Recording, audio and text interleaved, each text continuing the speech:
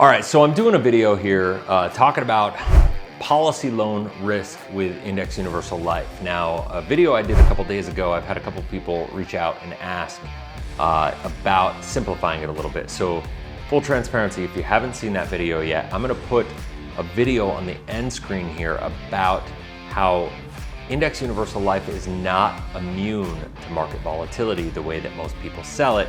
If you want to get more into detail on that, check out the video on the end screen, but I actually really suggest that you watch this video first because it'll help after you watch this, it'll help that one make even a little more sense. And what we're going to talk about in this one is showing the policy loan risk, and I'm going to walk you through it, whether you are interested in your own policy or you need to try to figure out how to evaluate it. I'm gonna tell you everything you need to look for. So if you haven't already, make sure you subscribe and hit the bell, that way you're notified, because I'm sure I'm gonna get feedback on this. I'm gonna make more videos. And if you are subscribed, you'll be notified when videos like this come up, and it'll do nothing but help you. So let's get into it. Hey, what's going on, Cashflow hackers? It's Chris with Life 180, and this video we're talking about policy loan risk inside of Index Universal Life Insurance. Now, we got a lot going on here because there's a lot of things to contemplate, a lot of things to consider, and I'm gonna just pop up this illustration that I have here. I'm gonna share my board, and we're gonna just dive right into this. So what I wanna do here is I wanna show you the policy loan ledger. You can see here, policy loan ledger. This is showing how the policies work. Now, this person funded the policy, and you can see they took no loans until right here at age 51, 34 years into the policy. They started young, they funded it for a 10-year period. The agent illustrated that they funded it for 10 years, and then it just kind of grew from there.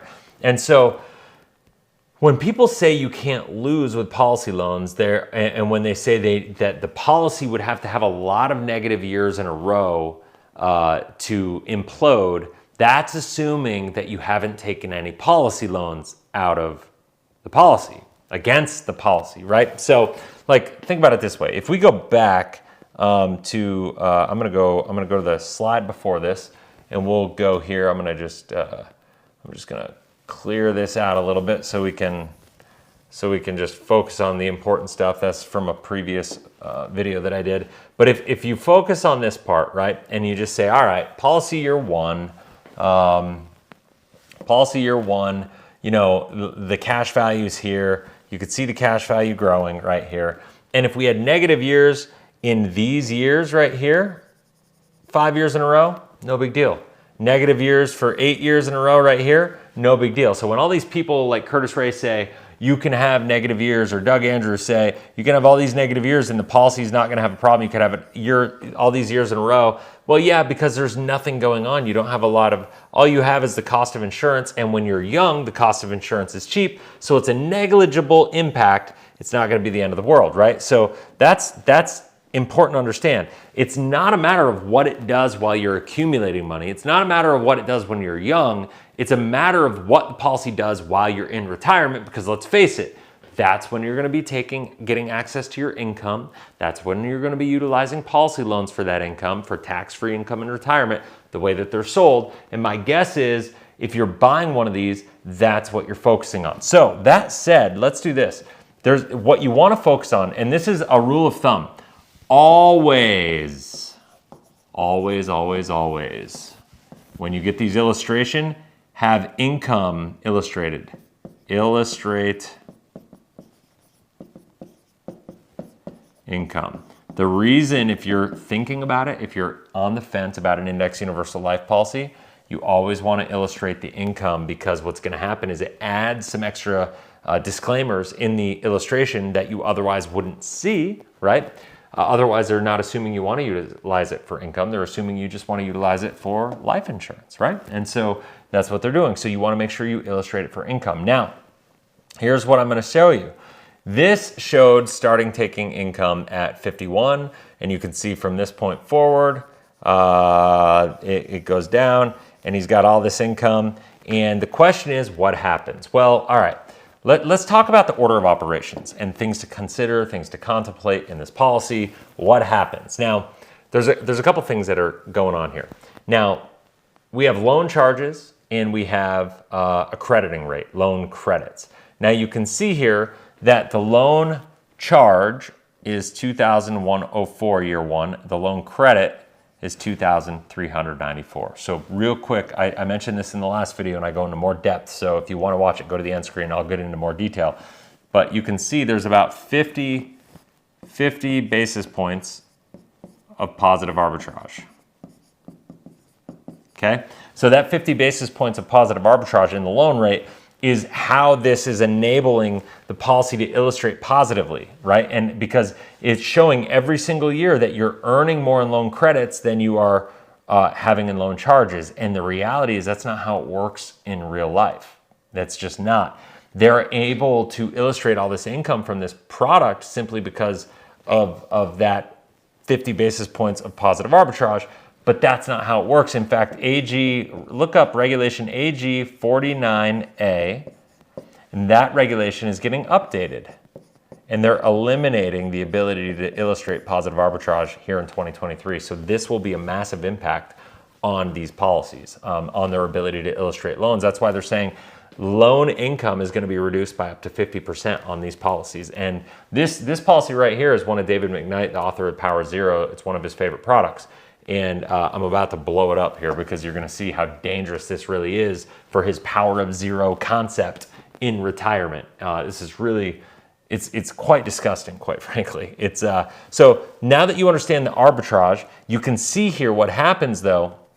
The loan charges keep going up here because the loan amounts, not there. It keeps going up because the outstanding loan balance, I should say, keeps going up, right? You can see here, as you take income of $77,676 a year, the loan balance keeps going up. And that by the time you get, 12 years into the income, you have $1.269 million of loans going against this policy. So what does that do? That creates a policy charge, a loan charge of $58,774. Now what I want to do is I'm going to hop to the next page because I want to focus on this really quickly. And what I want to show is I'm going to keep this going here. And what I want to show is, once again, you have the index loan. You're going to take these loans. This is the loan category. And now loan charges here, the loan charges are going up. Now let's go to 70 years old. I want to focus on this year just for fun. Because 70 is a good round number. By the time you're 70, chances are you're going to need to be taking money from this policy. And in this situation, imagine we have a down year. Imagine we have a sequence of return year where it's bad, right? Like, or it's people say you can't lose money to market risk. Well, you can't lose money to market risk, but the real risk in this policy is the loan risk, because you can see here you have $499,000. I'm just going to call it $500,000 for the sake of round numbers and arguments and math. Okay. Now we have the loan charges here of $123,923. So I'm going to call that $124,000. I'm going to say 500 of cash value, 123 of loan charges. I'm going to say 124, sorry, of loan charges.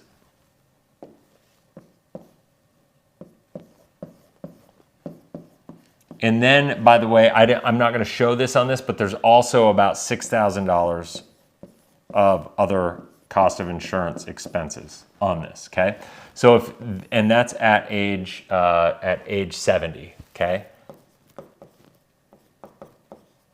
So what happens here? You go 500,000 minus 130,000. We end up with $370,000, because what happens is, if this index loan credit right here, if this loan credit right here doesn't come in, and that doesn't cover this loan charge right here,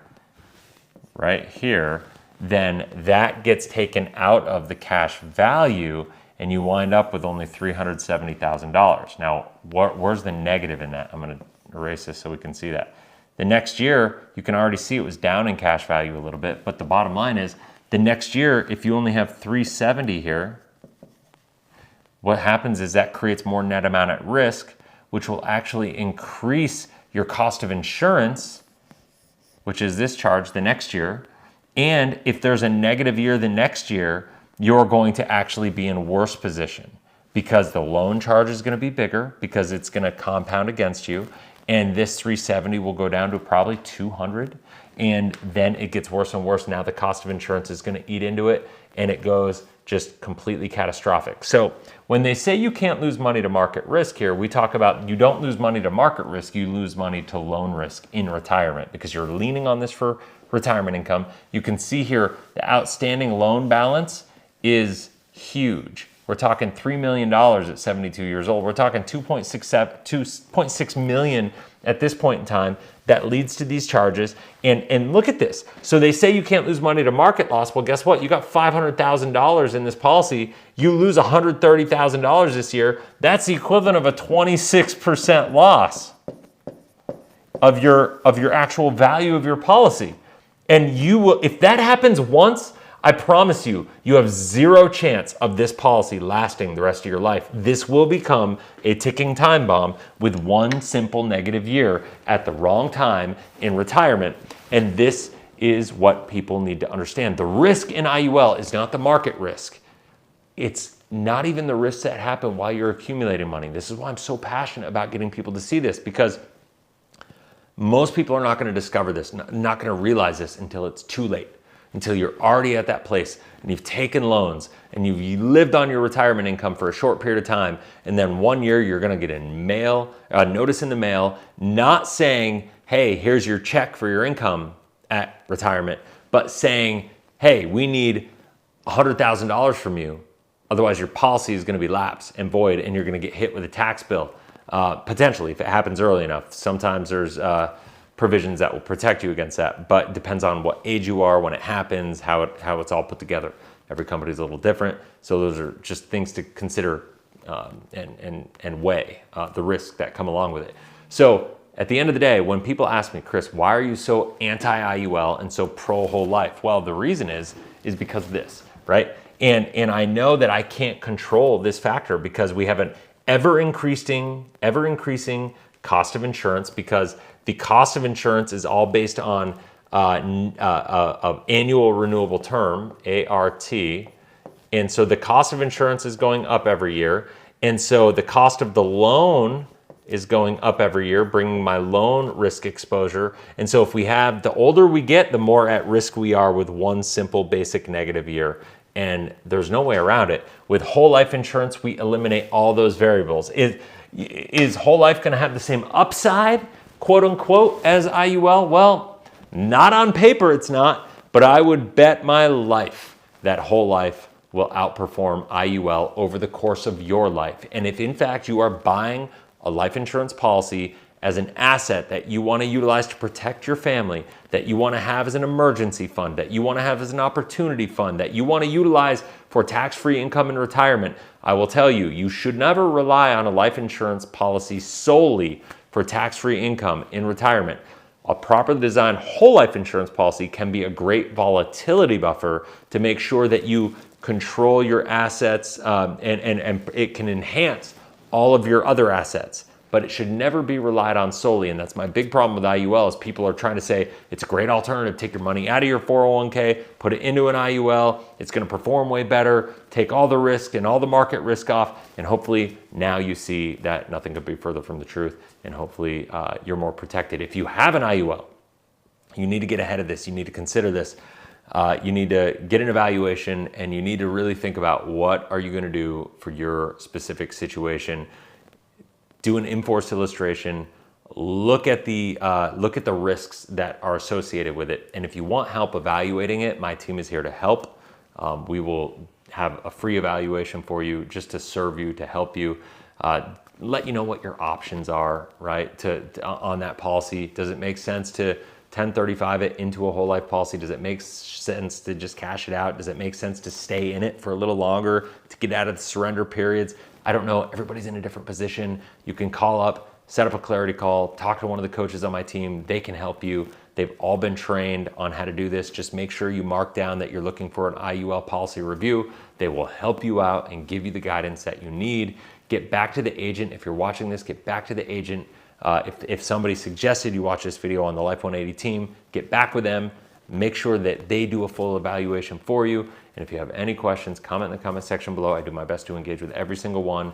Hopefully you found value in this. If you did, please like it, share it, get it out there to the world, because this is super important with all the IMOs, with the World Financial Groups and PHPs and PFAs misrepresenting what is going on with these products. This information is more important now than it ever has been in this industry. So hopefully you found value in this. And until next video, have a blessed, inspirational day. We'll talk soon. See ya.